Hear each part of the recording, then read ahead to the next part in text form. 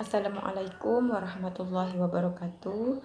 Perkenalkan, saya Tika Maulana, NIM saya 11811242, Program Studi Pendidikan Agama Islam, kelas 5G IAIN Pontianak. Di sini saya ingin membuat video tentang hasil review skripsi.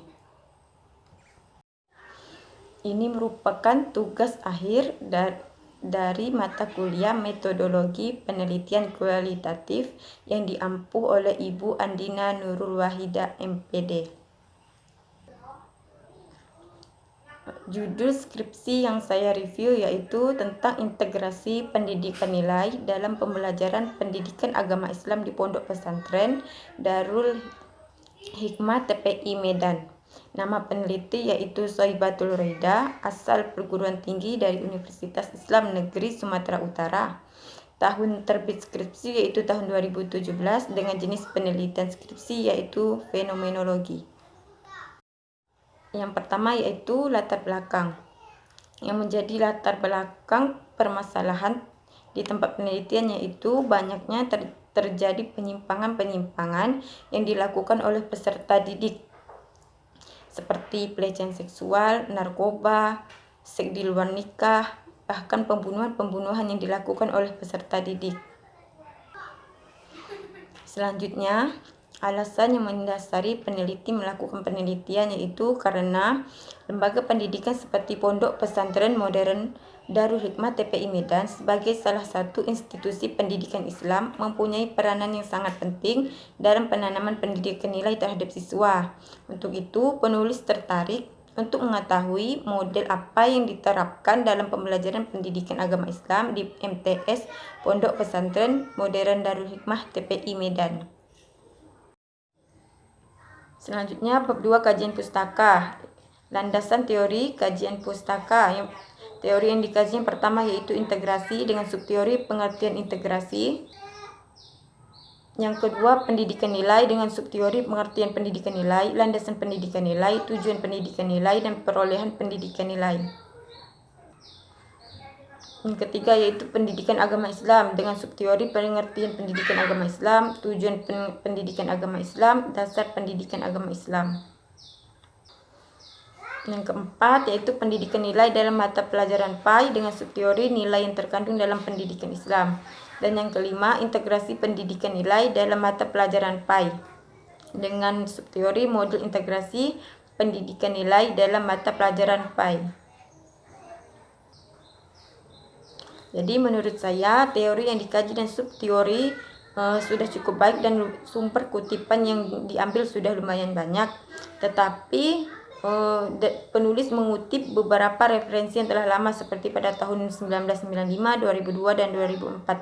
Seharusnya penulis mencari sumber referensi yang lebih terbaru lagi karena skripsi ini terbitan tahun 2017. Selanjutnya, pertanyaan penelitian dan tujuan penelitian. Di sini pertanyaan penelitiannya yaitu yang pertama, model integrasi pendidikan nilai pada pembelajaran pendidikan agama Islam di MTS Pondok Pesantren Modern Darul Hikmah TPI Medan dalam 4 tataran implementasi konsep integrasi pendidikan nilai yaitu A. Tataran konseptual, dan B. Tataran institusional, dan C. Tataran operasional, dan D. Tataran arsitektural. Dan yang kedua, faktor pendukung dan penghambat integrasi pendidikan nilai dalam pembelajaran agama Islam di MTS Pondok Pesantren Modern Darul Hikmah TPI Medan.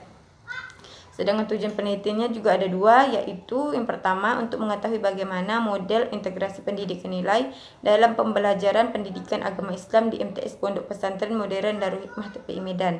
Dan tujuan kedua yaitu untuk mengetahui faktor pendukung dan penghambat integrasi pendidikan nilai dalam pembelajaran agama Islam di MTS Pondok Pesantren Modern Darul Hikmah TPI Medan. Selanjutnya, kajian penelitian yang relevan yaitu yang pertama skripsi Imalis Cahayasari, jurusan Pendidikan Agama Islam Fakultas Tarbiyah UIN Sunan Kalijaga tahun 2011 yang berjudul Integrasi Pendidikan Agama Islam dan Mata Pelajaran Umum pada siswa kelas 10 Madrasah Aliyah Negeri Yogyakarta 1. Skripsi yang kedua yaitu skripsi Nur Azizah, jurusan Pendidikan Agama Islam, Fakultas Ilmu Tarbiyah dan Keguruan Universitas Islam Negeri Wali Songo Semarang tahun 2015 yang berjudul Penanaman Nilai-Nilai Pendidikan Karakter dalam Pembelajaran Pendidikan Agama Islam di SMA Negeri 1 Weleri Kendal tahun pelajaran 2015-2016. Jadi kajian penelitian relevan tersebut sudah cukup mendukung skripsi ini karena kedua skripsi tersebut berkaitan dengan tema yang diangkat oleh peneliti. Jenis penelitian yang digunakan adalah penelitian kualitatif dengan pendekatan penelitian yang digunakan adalah pendekatan fenomenologi. Yang keempat, manfaat penelitian, yaitu yang pertama manfaat bagi dunia pendidikan secara teoretis, itu memberikan wawasan keilmuan dalam bidang pendidikan bagi penyusun, para calon pendidik dalam bidang pengetahuan umum dan ilmu pengetahuan agama baik di sekolah maupun di madrasah. Yang kedua, menambah referensi ilmiah dan sebagai motivasi bagi peneliti yang lain yang berminat untuk mengkaji lebih dalam masalah ini. Dan yang ketiga, untuk memperkaya khazanah keilmuan, khususnya bagaimana meningkatkan kualitas pendidikan melalui integrasi pendidikan nilai dalam pembelajaran.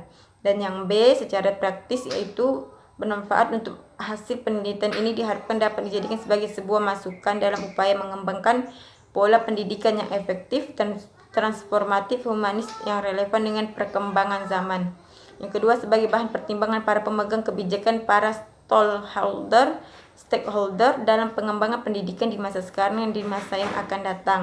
Yang ketiga, memberikan sumbangan pemikiran bagi perkembangan pendidikan baik di dalam ilmu pengetahuan agama maupun ilmu pengetahuan umum di Pondok Pesantren Modern Darul Hikmah TPI Medan. Selanjutnya, bab 3, metode penelitian. Pendekatan penelitian yang digunakan adalah fenomenologi dengan jenis penelitian yaitu kualitatif. Dan ini merupakan screenshot paragraf yang memuat penjelasan tentang pendekatan dan jenis penelitian yang digunakan dalam skripsi tersebut. Selanjutnya, tempat dan waktu penelitian. Penelitian ini dilaksanakan di Pondok Pesantren Modern Darul Hikmah Taman Pendidikan Islam Medan, terletak pada inti kota Medan, yaitu di Jalan Pelari nomor 44, Kelurahan Teladan Timur, Kecamatan Medan Kota, di Kota Medan. Waktu penelitian dalam skripsi ini tidak dituliskan kapan dilaksanakan.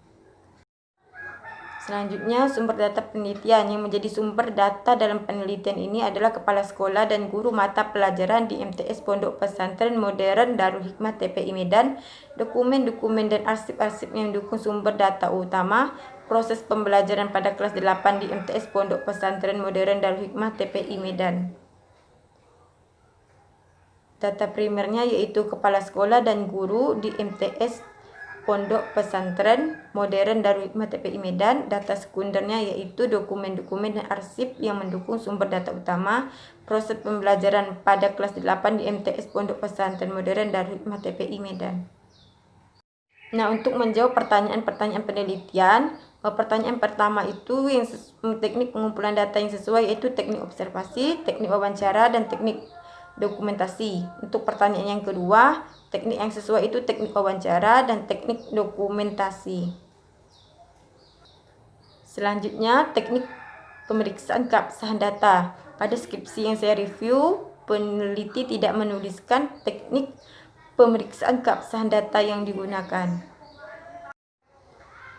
Di dalam skripsi ini, peneliti tidak mencantumkan pertanyaan penelitian, tetapi peneliti mencantumkan fokus penelitian.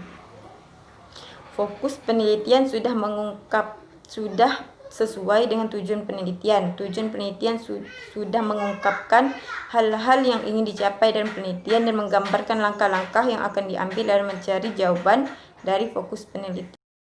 Selanjutnya, teknik dan instrumen pengumpulan data. Teknik pengumpulan data yang digunakan yaitu teknik dokumentasi dengan instrumen pengumpulan datanya yaitu dokumen, arsip, catatan, transkrip, buku, dan agenda. Yang kedua, teknik pengumpulan data observasi, instrumen pengumpulan datanya yaitu lembar observasi, dan yang terakhir teknik wawancara dengan instrumen pengumpulan datanya pedoman wawancara. Yang terakhir yaitu teknik analisis data. Teknik analisis data yang digunakan adalah yang pertama reduksi data, penyajian data, dan penarikan kesimpulan. Menurut saya penulis hanya memaparkan 3 langkah tersebut. Penulis memaparkan 3 langkah teknik analisis data yang digunakan dalam skripsinya. Tetapi saya sebagai pembaca kesulitan memahami teknik analisis data yang digunakan karena peneliti tidak menjelaskan langkah-langkah dari ketiga teknik analisis data yang digunakan secara terperinci. Peneliti hanya menuliskan pengertian dari teknik analisis data yang digunakan. Baiklah, itulah hasil review skripsi yang saya lakukan. Kurang dan lebihnya saya mohon maaf. Terima kasih banyak. Wassalamualaikum warahmatullahi wabarakatuh.